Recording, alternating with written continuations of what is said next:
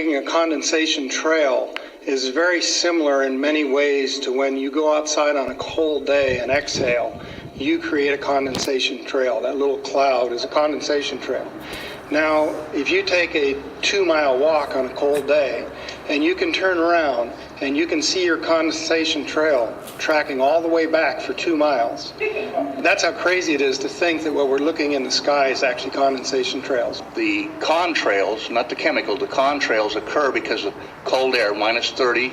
It takes a high altitude, around 30,000 feet plus. There's carbon dioxide and water vapor in that exhaust. That turns to ice crystals, and that's what you see, the white stream behind it. Those white crystals of ice warm up, dissolve, and the smoke goes away. And it never lasts more than a minute.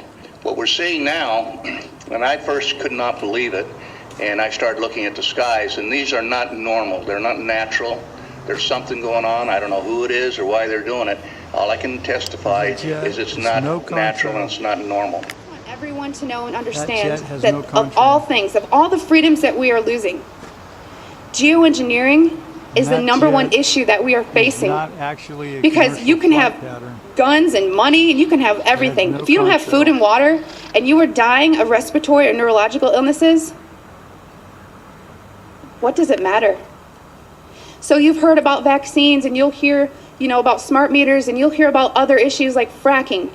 These are all systemic effects. We are getting overexposed to toxins.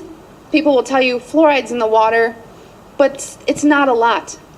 It is a lot because you're getting it everywhere in your food, water that you drink. Everything is washed with that water. And you're getting your vaccines. All this, it's a coupled systemic effect, and our bodies cannot metabolize these toxins.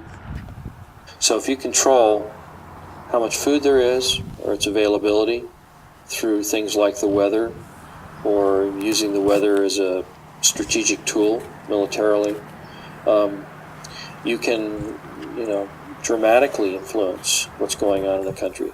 And by doing that over and over again, sequentially through a region, it's possible that you can change the political spectrum over an entire region by doing this over and over again.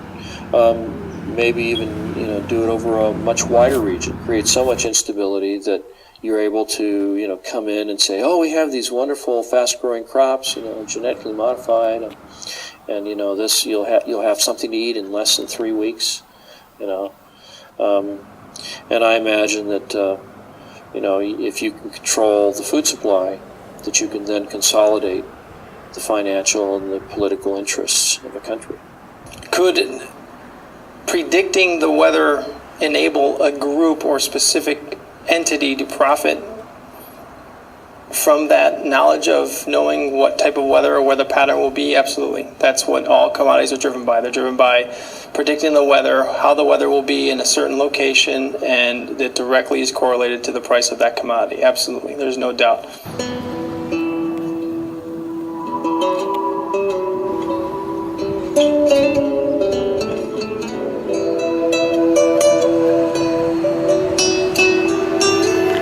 Geoengineering programs are a direct assault on the most elemental aspects of nature. What we're doing when we modify the weather is we're changing the world's climate and we're changing the microclimates, and we are doing it. There are things we can say for certain. There's a mountain of metal raining down on us. We are certainly breathing that metal. We have documented from the computer modeling some unintended consequences. If such a contamination is present, shouldn't we investigate? Shouldn't local agencies investigate, which they have patently refused to do?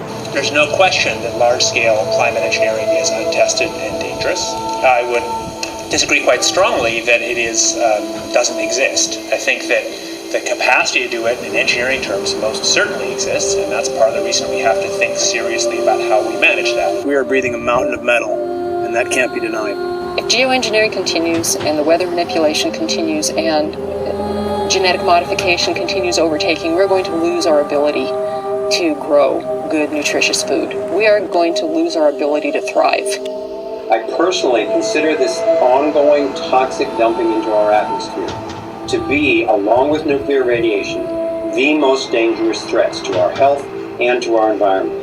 We've seen UV scales go off the charts, which are a known consequence of geoengineering, ozone destruction. We've seen rainfall patterns disrupted in ways that meteorologists don't seem to be able to explain or predict. Challenge that all of these weathermen face, all of them, whether they're aware of it or not, sooner or later they will be aware of it. And I went through a period after the epiphany of, how did I not see this sooner? How? I mean, seriously, I'm supposed to do this for a living. How did I not see this? We seem to have lost our moral fiber and our ethical compass when we talk about that we all should live within an experiment that somebody else is conducting. If you knew or could predict the weather at any given time in any given area, then you control the fate of mankind and what they pay for everything.